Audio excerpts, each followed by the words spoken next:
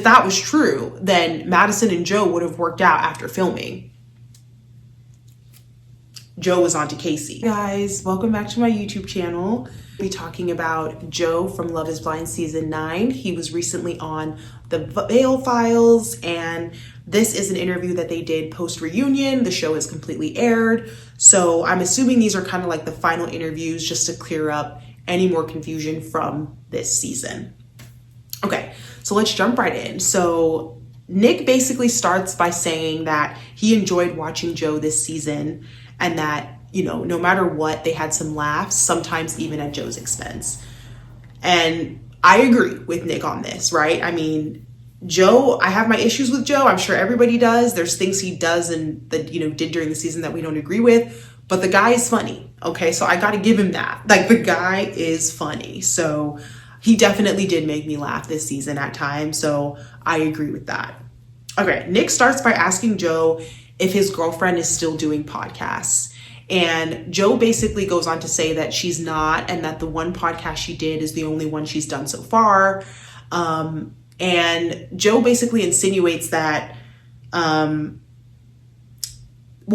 basically says that they reached out to her independently and that he left it up to her to decide whether she wanted to do the interview or not. So her basically doing that interview was all her decision. Joe basically then admits that he wished he should have said no to her doing the interview. And Nick obviously wants to know why, like, you know, what was the harm in her going on and doing the interview? And Joe explains that it somehow didn't put him in like the best light when it came to like media companies. And by that, I don't really know what he means, but I don't really understand, once again, why Joe's girlfriend felt the need to come out and make that video. I thought that it was too early, in my opinion. Like, they hadn't finished the show yet. The reunion hadn't aired. What was the rush in getting Joe's girlfriend on a podcast, right? If anything, I think it would have been made more sense in my mind for Joe's girlfriend who had come out after the reunion, like now, you know. I don't know why she came out and spoke out so early on. So Joe admits that he kind of regrets that, and that I guess based on him, like, it affecting some of his media companies or whatever, he wished that he should have said no when she asked about going on. So Nick mentions that basically on his season, you know, Joe was acting like he went on the show not knowing that at the end you're supposed to get married, right? Like, you know, and, you know, Nick wants to know at what point did it like set in for Joe that, hey, we're going to be getting married at the end of this. Nick says that it dawned on him that he was going to get married throughout the entire season, even though like it obviously did not seem clear to any of the audience watching, all the viewers, like that was not obvious, but he says it was obvious. Yeah, so Joe says that he was warned that basically they would have to make this decision in only 3 weeks in terms of whether they wanted to actually get married. And, you know, he jokes and says that if it was 6 weeks that he would have been fine, right? But obviously that's not true. 6 weeks to you know, even if it was a year, you know, Joe still would have run away from Madison. We all know this. So one of them asked Joe now, you know, how is he feeling now that he's sober and not drunk? Joe laughs and says that why are they assuming he's sober and not drunk? he's like basically saying that he could be. And then they asked Joe what his opinion is on Nick from their season of Love is Blind. And he says that they're cool and that he basically apologized for what he said and that he didn't really mean to talk about Nick in that way. So Nick mentions, I thought this part was interesting, that after him and Madison had broken up and Madison was basically on the floor crying, we see Joe like walking into the hallway, like leaving, right? And Nick says something along the lines of, you know, he could have imagined that when Joe was in the hallway leaving, right, after the breakup, that he was skipping down the hallway, basically in excitement and relief that he had ended things with Madison. And personally, I don't really understand why Nick phrased it that way. I thought that was kind of mean, only because no matter how relieved Joe felt about breaking up with Madison, seeing someone crying on the floor, I would never be skipping down the hallway in excitement that I've hurt somebody. Like, even if I had felt a sense of relief, like, oh, thank God this is over, why would I need to have displayed that? And this is the part that I don't really understand when it comes to Joe. I don't understand Nick Vale either, because where is your sense of empathy, right? Like, no matter how happy Joe was that things ended with Madison, you definitely don't need to be skipping down that hallway when Madison is on the floor in tears. Like, this is common human decency, you know? And I don't like the, you know, once again, I feel like there's this common thing with men sometimes where when they don't like you or they don't see things going anywhere, why is there a lack of empathy, a lack of basic human decency? When you see someone sad, why would Nick even insinuate that Joe was skipping down the hallway? Obviously, Joe doesn't really say much about that in response, because why would he sit here on this interview and say he was skipping down the hallway? Like, no, even if he was, who's going to be saying that? That's not nice. It's not nice. And then Nick mentions that when you break up with someone and they're crying, you know, he says that the last thing you want to do is sit there and tell them the reasons why you're breaking up with them and go in and talk about the reasons why you don't like them. And I agree with Nick on this. I think that that's why Joe didn't have much to say when Madison wanted to know why things ended, because he could tell that Madison was hurt. And it's like the last thing she probably wanted to hear were all the reasons why he didn't think they were compatible, right? Like, I've done this too. It's like, let me just spare this person any more heartbreak. They're already upset. I don't want to go into those details. So for that, I mean, I totally understand. Joe mentions that Madison up till today has blamed the cameras for why it didn't work between her and Joe. And Joe obviously says that the cameras were not it, right? I don't know why Madison kept saying that. I don't know if this is her way of coping, but I don't, like, that's just not true, you know? Because if that was true, then Madison and Joe would have worked out after filming. Joe was on to Casey. So clearly that's not true. Nick then asks who initiated the kiss between Joe and Madison, like 2 weeks after they were done filming when they had met up.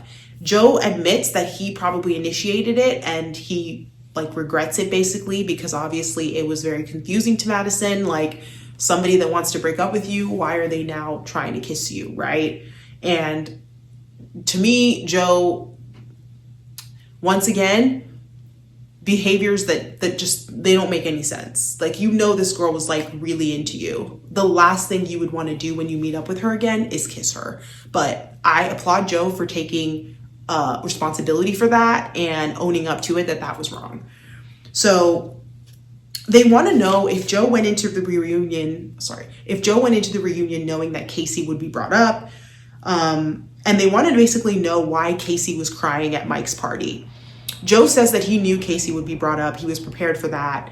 And basically says that Casey was crying because, for one, they were all very drunk. Seems like all they do in Denver is drink. It's crazy. And two, he admits that Casey did have feelings for him and thinks that could have been part of the reason why she was upset at this party. Then they ask if Joe basically dated Casey longer than he dated Madison. I think Joe says that yes, he did. And they also ask if there was any overlap basically between Casey and Madison. And Joe gives this answer that is not very clear, almost like he's mumbling under his breath, which is something he does sometimes, like he's talking to himself. They then rephrase the question, and Joe says he was shocked to hear, you know, Madison say that Casey was the reason for their breakup. And, you know, I was shocked to hear that too. Like, I already said that Madison, no matter how much, you know, anybody out there that supports Madison, that's fine. But Madison is low-key a little bit delusional, right? Because I mean, I don't really understand Madison, because when she watched back the season and saw Joe freaking out during that tux fitting, I don't understand how she can show up to that reunion and blame Casey for any part of their relationship ending. I don't, it's giving like you're in denial. I don't know if Madison telling her these things, I don't get it. You know, these are things about Madison that I don't get. I think there is a level of delusion to her. Like, no, Casey was not a part of that reason, because Joe was freaking out at that tux fitting before he saw Casey at that event. Come on now. So, you know, Joe basically denies that Casey was any part of the reason for the breakup. And yeah, it's not true. And then Joe insinuates that there were other women from the cast that expressed interest in him as well. But he didn't go into details about who, of course, because he doesn't want to be messy. But yeah, Joe seems like a hot commodity. It's crazy how the guy that, seems very non-committal, all the women are chasing after him, I feel like tends to be also what happens in real life, where a lot of women are going after men that, in my opinion, ain't shit, but that's okay. So they asked Joe if he was at the party where allegedly Casey and Brendan were like maybe hooking up or whatever. And Joe says that he never went to that party and that he actually asked Brendan about it because him and Brendan are close. And Brendan basically denied that ever happened. Like, he was like, what are you talking about? So I find that to be kind of strange. I think Kate was the one that said this happened. So yeah, I don't know who's lying there, but Brendan says that was never a thing, him and Casey. Yeah, so then Nick asked Joe what he thinks about Madison going around saying multiple times that she basically developed an eating disorder after the show aired and that she's kind of blaming that on Joe. Joe basically goes on to say that he didn't know about the eating disorder because Madison never told him. The first time he ever heard about this was obviously when Madison started doing interviews and telling every interviewer she got an eating disorder and that she blames Joe for that. Joe says that he probably shouldn't have mentioned that he normally dates petite women.